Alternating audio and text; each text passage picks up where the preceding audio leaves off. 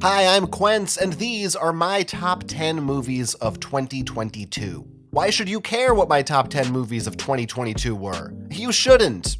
I'm just some guy, I'm not a professional critic, but I do watch a lot of movies, and I do make an effort every year to make my own personal list of my 10 favorites because I find it fun. This year I'm trying something new and putting my top 10 list into video form, which you're watching right now, alongside a written post via my Substack newsletter. If you'd like to just read the list, you can do so, find the link in the description. It's the same content for the most part, just a different form factor. And now, the list.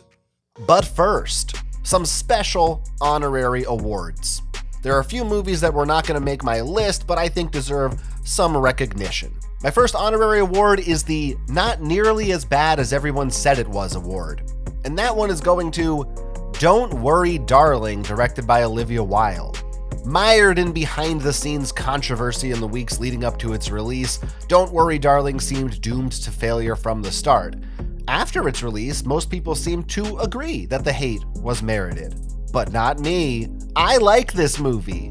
It's about a couple who live in an idyllic neighborhood where something mysterious and sinister is going on in the background, and maybe everything's not quite as perfect as it seems. Okay, so this is not a story that's never been told before, but it was told with style. There's beautiful, arresting imagery throughout, what I think are some genuinely great performances, plus so many of the tropes that I love. Weird sci-fi, corporate dystopia, secret societies. These are all things that I might refer to as my jam. Now, if you really break down the ending, then almost nothing that happens in this movie actually makes sense, but I was along for the ride either way. I don't think it deserved all the hate. I think it's actually a really fun, well-made film. Next, I've got the award for the best standout scene in an otherwise unspectacular movie. And this one I'm given to The Fabelmans, directed by Steven Spielberg. I fully expected a 2022 Steven Spielberg movie about making movies to be self-indulgent garbage, so I was pleasantly surprised when I found The Fabelmans to be just fine. It's not a home run, but for what could have easily just been a mawkish nostalgia piece, there's a lot to like here. For my money though, the reason to see this movie is the last 5 minutes or so. I won't give away exactly what this scene consists of, and I won't give away what non-actor actor appears in a perfectly cast cameo, but it had me grinning the entire time. There's a very dumb line at the beginning of this movie where Michelle Williams tells the little baby Steven Spielberg stand-in all about the magic of cinema and how you're going to end up leaving the theater when it's over with a big, stupid, sloppy smile on your face because of how magical it all is.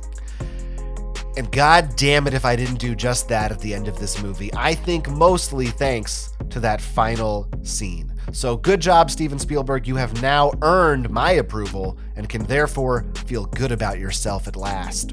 And finally, I have the You Sure Did Go For It Though award, which I shall award to Bardo, False Chronicle of a Handful of Truths, directed by Alejandro González Iñárritu. Now, I think I have a higher tolerance than many for overly long, pretentious, artsy films, but look, even I have a limit. And I hit that limit watching Bardo, False Chronicle of a Handful of Truths. Actually, I think I hit that limit just reading the full title. Don't get me wrong, this is a truly beautiful movie, made by undeniably one of the most talented working directors alive, I would argue. The cinematography is gorgeous, but most of all, what I loved about this movie was how weird it was. It was genuinely refreshing to watch something that wasn't sci-fi or fantasy, it's just a drama, but also it's not afraid to use elements of metaphor and magical realism to tell its story. I think very few movies do that kind of thing and play around with imagery in the way that this movie does, unless that's fully the point of the movie or it's a weird sci-fi drug trip or something like that. Unfortunately, the movie lost me the longer it went on, and boy does it go on. And at the end, there is a sort of explanation for all the weird stuff that you watched, and I found I didn't like that as much as it just being done for the sake of it. This is also clearly a deeply personal movie, and I found it difficult to relate to it. I think many people might find it difficult to relate to unless you happen to also be a Mexican film director whose name is Alejandro. That's just the feeling I get, though. Still, I can't deny the ambition that's on display, and there are plenty of things in the movie that do work. It's well worth watching, and I'm glad that he went for it. He really went for it. And now, my top 10 movies of 2022. Number 10 is After Sun, directed by Charlotte Wells. A few of the movies that I'm going to talk about on this list are big, bombastic movies with lots of actors and lots of special effects and lots of stuff happening. And After Sun ain't that. This is a very small movie about a man and his daughter on a vacation trip, and you just kind of spend time with them for a few days as they are hanging out at their hotel resort.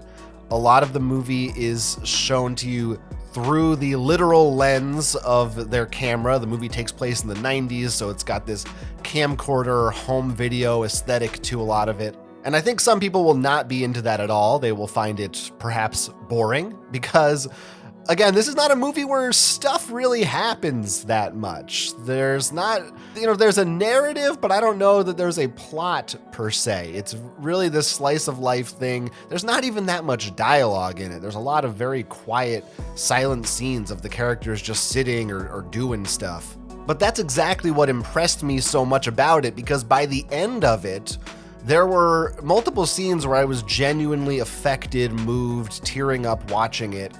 And to think that the movie was able to evoke these emotions in me by doing almost nothing, at least seemingly doing almost nothing. Clearly there is a lot at work here. I don't want to give the impression that this was a lazy movie or anything like that, but it's very subtle, very understated compared to what we're used to with, if there's an emotional beat, it's underscored with a large orchestra playing the music that makes you feel sad now. And this movie is like, no, we can make you have those feelings with just the gentlest of touches. It's really beautiful and it's funny. It made me think about experiences I've had in my own life with my parents. I'm sure if you have kids and watch this, it'll make you think about your kids. It does a lot with a little, and it's my number 10. Number 9 on my list is Men, directed by Alex Garland. I'm a huge fan of Alex Garland. He's made some of my favorite things in the past, like Annihilation, Ex Machina, and the show Devs. Men is about a woman who goes to a bed and breakfast in a quiet village following some recent trauma in her life, and discovers that there is a guy kind of creeping on her, and some creepy stuff happens. And a lot more creepy stuff happens, and some really even creepier stuff happens after that. As the title implies, this movie is essentially about men and how shitty men can be, and how frightening it can be to be a woman in a world that is dominated by men. And as a man, that is not something that I personally experience.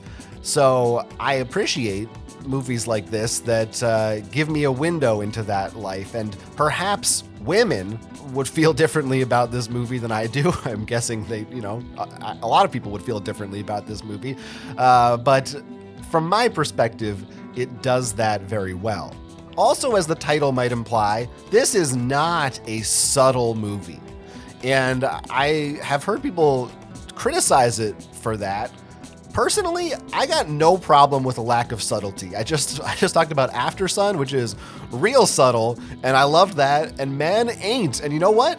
That's fine, because I think sometimes a director has something to say, and just let him say it. I don't need a movie to be a puzzle or a mystery box. I don't need to be reading between the lines.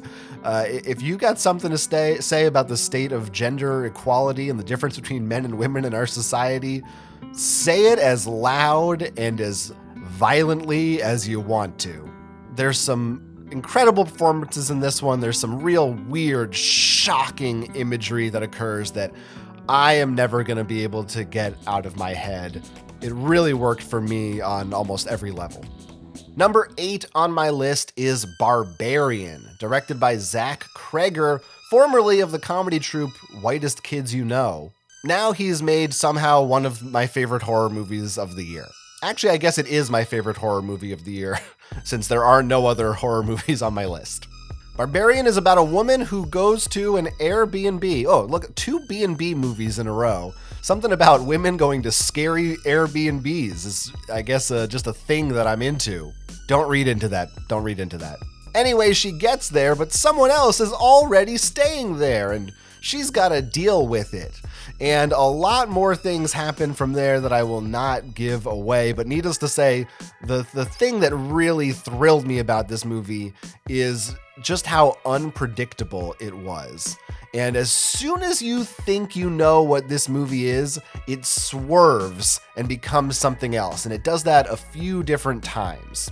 And each time it did it, it became something that I loved even more. In its first act, I think it's already by itself a great suspenseful, if not fairly standard horror movie setup, but then it just keeps flipping and turning and changing into something new and revealing new details to you, and each time I was delighted. This is a hilarious movie. There are a few scenes that made me laugh quite a bit, but I found that the comedy was never at the expense of the horror. It does both things very well. And I guess like Jordan Peele before Zach Cregger, this is more proof that comedy directors can make great horror. There's something about these two genres that really work well together and require similar talents, I think, from their creators. I guess whether you're making people laugh or trying to scare them, the timing is a thing of the utmost importance. My number 7 movie is one that I'm fairly confident will not be appearing on most critics' top 10 lists of the year. But for me, it was almost a foregone conclusion, and that is Weird, the Al Yankovic story, directed by Eric Appel. I'm an enormous Weird Al fan. I love everything that he does, and I have long been awaiting his return to movies since 1989's UHF, which is, of course, a cult classic.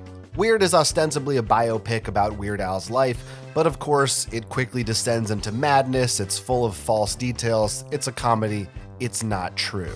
And it's a brilliant send-up of terrible, tropey, overdone biopics. Elvis! I'd like to say it will still appeal to you even if you're not a Weird Al fan, but I'm such a Weird Al fan that I really cannot say that for sure. I've watched it a couple of times already, and there are so many great lines and jokes that I know I'm going to be quoting for years to come. Things like the existence of what is called a hey boy, or the line where Weird Al's mom explains to him gently that she and his father just think that it would be best for everyone if he stopped doing what he loves and makes him happy. Daniel Radcliffe kills it as Weird Al. I love the roles that he chooses. I think he's doing great stuff since leaving Harry Potter. It's chock full of cameos throughout the movie from comedians that if you are a Weird Al fan, you're definitely going to appreciate. And there's even a great new original Weird Al song that plays during the credits. I really wish that Weird was released in theaters. It is a shame it was relegated to the Roku platform, although, had it not been for Roku, it maybe wouldn't exist at all. But I do think the biggest mark against this movie is that I know it would be even funnier to be able to see it in a theater with other people laughing at it at the same time. But that speaks maybe to a larger issue of comedy films, and how when they do or do not get made these days, which we're not going to get into now. Nonetheless, I love Weird. But you know what's really weird is my next movie. Number 6 is The Whale, directed by Darren Aronofsky. Okay, I don't know if this movie is that weird. I'll be honest, I wanted to segue. In The Whale, Brendan Fraser returns to acting. Yay, Brendan Fraser. And he plays a morbidly obese man who is going through a real hard time at the moment and is struggling to survive and to coexist with his family and friends. I think the big fear of the concern over this movie was that it was going to be a lot of body shaming and kind of like a horror movie almost, but treating his weight as the horror. And I think for some people that is the case. that aspect did not work for everybody. I found, to my surprise and delight, that the movie did not focus on that aspect as much as I thought it would. It's certainly a big part of the movie. His weight is an issue, his health is an issue, and you see there's several uncomfortable scenes of him overeating, things like that. But that's not really the core of the character. The character, as played by Brendan Fraser, is this beautiful portrait of this sweet, kind optimist who just tries to see the good in everybody. And that's the part that I really connected to. This is based on a play, which I haven't seen, but I assume it's pretty close. The movie is fairly play-like. It's mostly in one location. Only a handful of characters are in it. The movie also deals a lot with this idea that it's important to find your own voice and speak your own truth.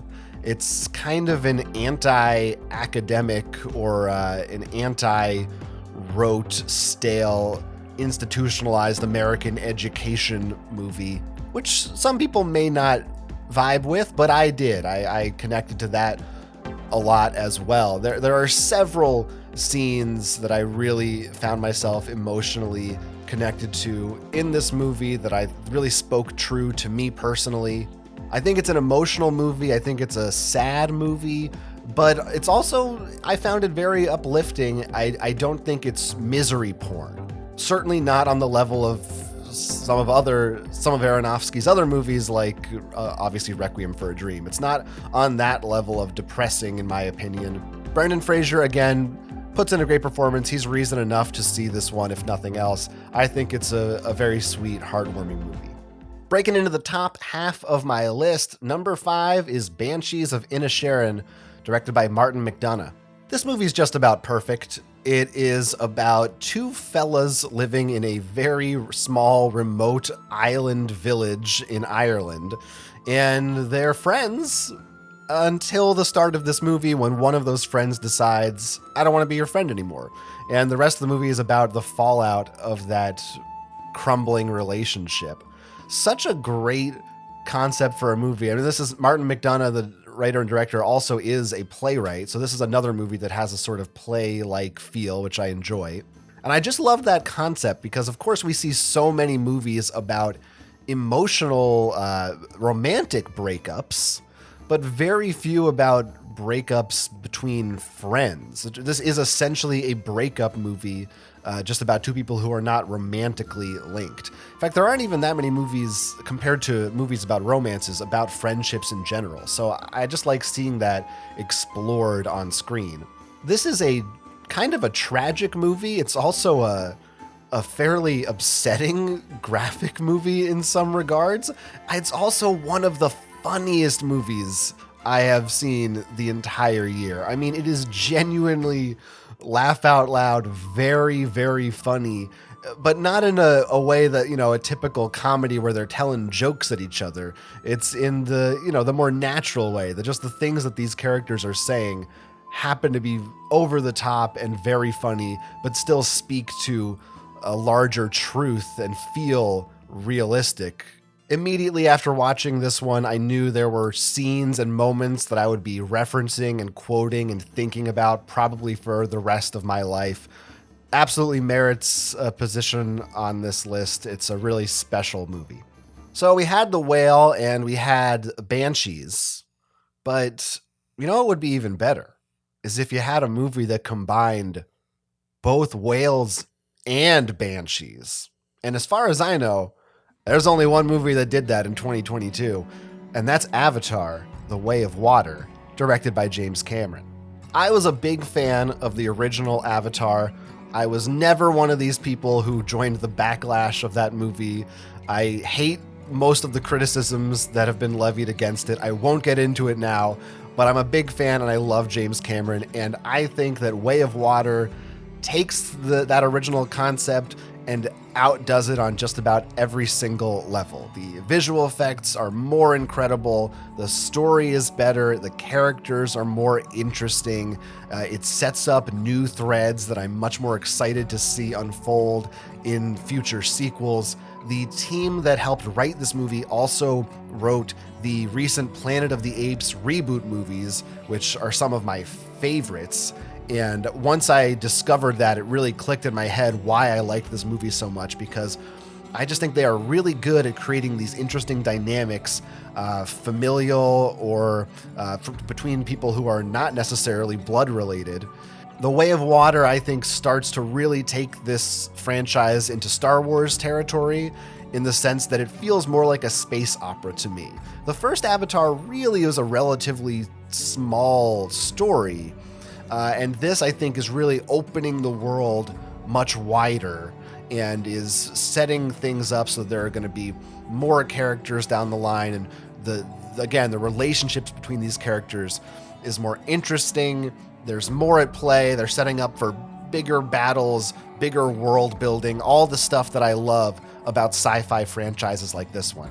I've seen this one twice in theaters. I'll probably go see it again. I'm in love with it. I think Cameron nailed it. As soon as they get to the water village in this movie, I'm just mesmerized. I could spend another 4 hours just hanging out with this water tribe and watching how they go about living their lives. It's beautiful. It's engaging. I can hardly wait to go back to Pandora again in a couple of years. Worth the 13-year wait for me is Avatar: The Way of Water.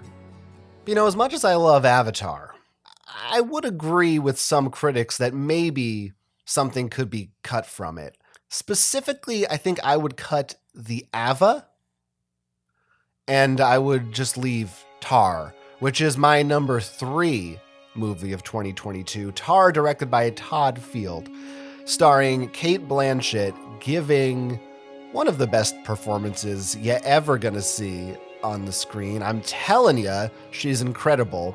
She is a conductor, and she is set up at the beginning of this movie as this incredible human being who's won all these awards and has a lifetime of impressive achievements behind her. And at the start of this movie, I was just in awe of this character. I loved hearing her talk, how she spoke about herself to an audience or to other people in conversation, just the way characters use language to talk about music and the art of creation, I found very, very compelling. And then as the movie goes on, you start to unpeel more layers of this character, and it deals in a lot of ways with, you know, who are these larger than life figures in our world who are maybe celebrities, actors, creators, artists of any kind, really. Who are they? What do they do? Why do they do it? Do they ever do bad things? And what does that mean for them and who they are and how we see them and how do we reckon with that? I was just enraptured with this one from start to finish. For me, I think it's on the level somewhere of like an Amadeus type of movie. It feels like an important, actually good biopic, except that it's about a fictional character, someone who is not real. So they have room to make the story good, and they don't have to, you know, embellish or add the usual dumb things that those types of movies add. Elvis.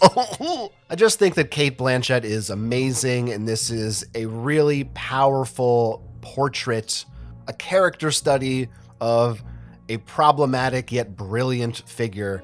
It's a very timely movie, but it doesn't feel like it's going to be dated anytime soon either. It feels kind of classical, like this movie could have been made 20 years ago or 20 years from now. I do think it's timeless.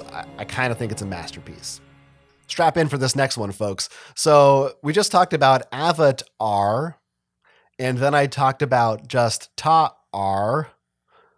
I think the only way you can improve on that is with one more R, because my number 2 favorite movie of last year is RRR, directed by S.S. Rajamouli. This is, of course, an Indian movie made in Tollywood. As I learned reading more about this movie, there are dozens of these different Hollywoods in India. This particular one came out of Tollywood, and it was released on Netflix, and I also was fortunate enough to see it at a limited run at a local movie theater. And this is just simply everything I could ever possibly want out of a movie theater experience. Talking about movies that are the opposite of something like After Sun, I was thinking about something like RRR, which is the biggest, craziest, wildest movie-going experience you are likely to ever have. It's got over-the-top action scenes coming out the wazoo. It's got animals that are CG that you can tell are CG, but you don't even care because of how much fun you're having. It has songs that are sung off screen by singers about the things that are happening on the screen as they're happening. Like Men, in a way, this is not a subtle movie, but it is so damn earnest. It's just so heartfelt and sincere, and that is what makes it all come together so well for me. And it's kind of like Avatar: The Way of Water as well. Something I love about James Cameron, these directors that just go for it, just say what they want to say, and really believe in the message without having to throw in any sense of irony or winking at the audience. RRR is just about two awesome friends. Two awesome friends who do awesome things. Oh, and also it's about this great India and Britain revolution and war and all these things from actual history. It's based on real historical people that existed, and it's sort of this blend of history and fantasy and mythology at times. It also has one of the greatest dance sequences ever put to film. It's just a phenomenal experience from start to finish. It's so long, there is an intermission in this movie, and it kind of feels like there is a sequel to the movie within this movie itself. It's like you get to have this almost like Godfather Part 2 experience halfway through, where they flash back and then bring you back to the present, and it makes the whole thing feel gigantic and significant. I think it's a miracle that this movie was made, that it exists at all, and certainly that it works as well as it does. It shouldn't. It has so many strange, disparate elements that if you threw any one of them into most movies, they might throw off the balance of that movie and make it not work at all. But here, they all work together perfectly. If you just go into this one ready to have a good time, you are gonna have a good time, and you're also gonna laugh, you're gonna cry, you're gonna feel love and sadness and joy. It runs the gamut of every emotion. It is, as some might say, pure cinema. But topping all those other movies, which I love so very dearly, I only have one number one on this list, and my personal favorite movie from the year 2022 was Everything Everywhere All at Once, directed by Daniels. There's two of them. Before this, Daniels directed Swiss Army Man, another great Daniel Radcliffe vehicle that was also my favorite movie the year it came out. So right now they have a great track record for making movies that are my favorite movies of all time. Everything Everywhere All at Once is about a Chinese immigrant who is struggling to raise her family and pay her taxes. And also there is a multiverse that she gets kind of wrapped up into, and it involves her needing to navigate multiple dimensions in order to kind of save the entire universe and also her relationship with her husband and daughter. It's everything that I love about movies. It's The Matrix, it's Jackie Chan, it's Crouching Tiger, Hidden Dragon. It features, among other things, a talking raccoon, sentient rocks with googly eyes, people with hot dog fingers, and it also contains some of the most heartfelt, moving portrayals of family and life struggles I've seen in a movie. And kind of like RRR, on paper you'd think that those things might conflict with one another, but it all works. It sounds like it's a silly comedy or just a goofy kung fu movie, and it is both of those things, but again, there is this undercurrent of earnestness, and that earnestness is never held back by the weirdness, rather it shines through even brighter because of it. For me, it's this perfect intersection point of absurdity and sincerity. I believe it's a Dan Harmon quote, creator of Community and Rick and Morty, and forgive me because it's off the top of my head. I don't remember where he said this, but he said something along the lines of that you can, when you're writing a TV show or a movie, you can make it as ridiculous as possible and throw in all these crazy sci-fi concepts, but as long as your characters at the end of the day feel like real characters and are grounded and their emotions make sense, the audience will go along with it and still be emotionally affected by it. And that's what I think the Daniels do so well and do so well in this movie. It's so ridiculous. You know, again, you're watching people with hot dog fingers and talking rocks and all this, but I'm crying. It's making me feel something for real. Next to Avatar: The Way of Water, it probably has my favorite action scenes of 2022. And then it's just layered on top of all these fun, silly, out there sci-fi concepts, again, grounded by family relationships. It also speaks to the concept that the more specific you make something, the more broad it becomes. I am a white man without a family. I do not run a laundromat. However, you can still find a way into this movie, I think, no matter who you are, where you're from, what your life is like. You're going to find a way to relate to these characters because they're humans. We're all humans, and they're portrayed in such a moving, believable way that you can't help but root for them and be attached to them. You're not going to see another movie like it anytime soon. For all those reasons and more, it's my favorite of 2022. Everything, everywhere, all at once. There were a lot more movies that I really, really loved from 2022, and I am going to highlight just another 10 of them, not ordered in a list, but these are my sort of honorable mentions, my runners up that I think also deserve a shout out. And it was hard even to narrow it down to these 10, but I had to limit myself to that. Otherwise, I'm just listing every movie that I liked from the past year, and it goes on for too long. So in alphabetical order, 10 more movies that I think are worth your time to seek out from last year. All Quiet on the Western Front, directed by Edward Berger. This one is on Netflix. It's a really powerful, harrowing war movie. Babylon, directed by Damien Chazelle. One of the craziest, weirdest, most over-the-top, funniest movies I saw all year. A little long, and it maybe loses itself somewhere along the way, but I had a blast with it. 4th of July, directed by Louis C.K. This is a small indie comedy about a guy dealing with his family. I found it very relatable, very moving. Glass Onion, directed by Rian Johnson, of course, the sequel to Knives Out. I don't think it's as strong as Knives Out, but it's still a lot of fun. It's still got a great mystery and has the usual qualities I've come to expect from a Rian Johnson movie. Guillermo del Toro's Pinocchio, directed by Guillermo del Toro and Mark Gustafson. Easily the best version of Pinocchio to come out this year. Arguably, maybe better than Disney's original Pinocchio. I don't know. That one may be a closer call, but a really smart, sad, interesting retelling of that story. The Menu, directed by Mark Mylod. Very smart, fun, funny thriller. Nope, directed by Jordan Peele. Super unique sci-fi horror movie. Honestly, I feel a little bad leaving this one off my main list. I didn't fully emotionally connect with it when I first watched it, but the more I sat with it, the more I liked it, and I have a feeling that will continue when I watch it again in years to come.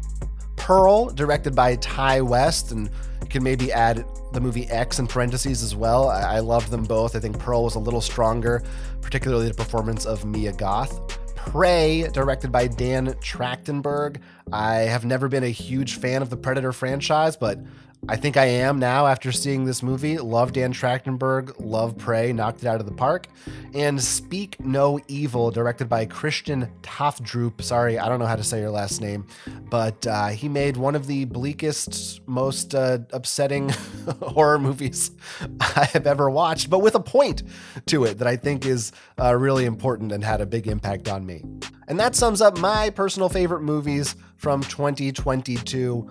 Let me know what you thought of this list. Were any of these on your favorites list, or do you completely disagree, or have you not seen any of them and you just feel like typing something into the void? Either way, you can talk to me down in the comments. And thank you so much for watching, and I'm excited to see what 2023 brings. By the way, if you're curious, I have finally given in and started doing the letterboxed thing. And I started by adding and rating all of the movies I saw in 2022. So if you want to go look and see what I gave these movies in terms of a star score, because that's important, and what other ones did not make the cut, go ahead and check that out. I'll put the link in the description. I don't know how Letterboxd works. Can you be my Letterboxd friend? I don't know. Figure it out and tell me. That's it. I'm Quence. Bye.